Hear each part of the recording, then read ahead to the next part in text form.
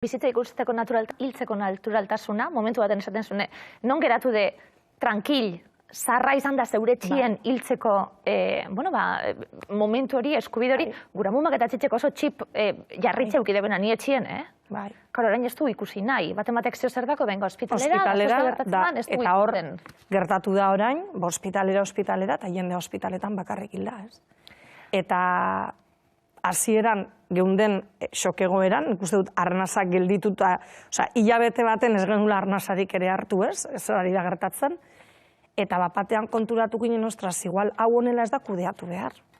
Eta hor, zure herriko gizon jakintzu batek esan zidan, nik hau bizi izan dut, eta hau gertatuko da ez. Eta, holan pitoniza baten moduan, asmatu, konturatu nintzen, bakarrik hiltzarena eta guztia, berak iesarekin bizi izandako prozesu guztiak, ari ginela gu egiten. Orduan pentsatzen duzu, ostras, dugu ezer ikasi ez. Zergaitik, seguruenetik, gaixotasunaren krisi gogorra pasatzen denean, ez dugulako horretaz hitz egin nahi, ez dugulako horretaz ezer jakin nahi, eta berriro, fuera heriotza, fuera gaixotasuna, eta hori ez. Orduan, niretzat adibidez, gure aitak eta ez bakarrik aitak, herriko beste zar batzuk, esan ziren, beraik ez daukatela hiltzeko beldurrik, eta beraiek nahi dutena dela birusa egonez bez normal bizi, niretzat hori bai izan zen alerta jartzeko momentu bat, ez jasateko benga, bale.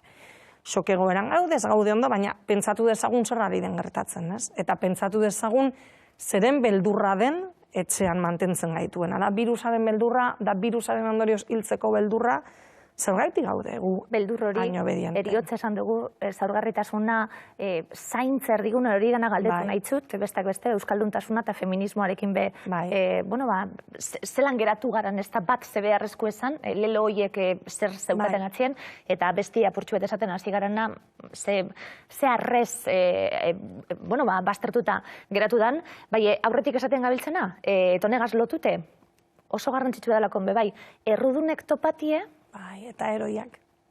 Zer rezadan hori be, bai, iesarekin baten bat egonda, mereziko zen duen, homoseksuala izango zinen, drogatan ibiliko zinen, karo, orain, zer gertatu da, gaztie parrandan ibiliko zinen, maskarila jantzi barik, badaukagu hori, ez da? Bai, nik uste dut behar dugula errudun batzuk egotea gure egoera justifikatzeko, ez? Azkenean, ni saiatzen naiz, gero deno ditugu gure ahultasunak, baina saiatzen naiz inorrez epaitzen, ez? Eta horregaitik esaten dut hemen urte bi hauetan bakoitzak egin du izan duena eta segurunetik izan duen ondoen. Baina errudun bat daukasun bitartean asko zerrezagoa da zure egoera justifikatzea, ez da? Esan nahi dut, 20 urteko gazteak kalean eraten egon direlako, edo galerazita geneukanean parrandaratera direlako kutsatzen badira, horrek justifikatzen duzu etxean egotea urte bete. Seinorentzat ez da erreza etxean egotea urte bete. Baina akaso haiei errua bota beharrean, pentsatu behar genuke, ostra, zergaitik egon nahi zitzen urte bete, zergaitik ari nahi obeditzen, benetan egin nahi dut hau, benetan peajea ordaindu nahi dut, kutsatu nahi dut, zer nahi dut nik, ez? Ez diogu gure buruari galdetu ere egin.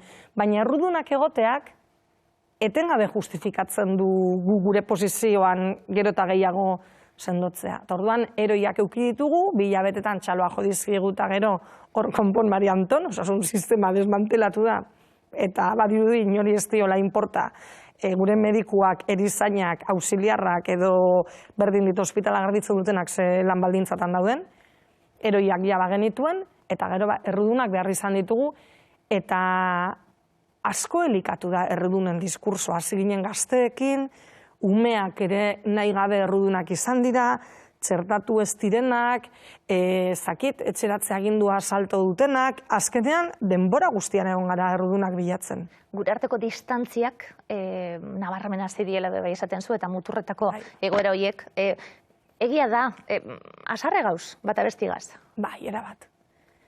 Edo behintzat nire inguruan, nik ikusten dut baietz, asarre gaude, eta gure lagun batek esaten duen moduan, HB eta PNV-ren garai gogorretan apurtu eziren familiak orain ari dira apurtzen, eta niri pertsonalki pena izugarria ematen ditez azkenean gaixotasun baten aurrean, orain arte geneukan lasai erabakitzeko aukera, ez dut esango eskubidea, baina aukera behintzat, ez? Hau egin nahi dut, beste egin nahi dut, edo onaino, nik ez dut gehiago kimioterapiarik hartu nahi, ez? Edo nik zer dakit. Eta orain bapatean, zuk erabakitzen baduzu, ez txertatzea, zara munduko txarrena. Erabakitzen baduzu txertatzea, engainatu egin zaituzte. Erabakitzen baduzu, etxeratzea egin doa salto egitea, ez dakizen bat, genozidia bat egiten ari zara.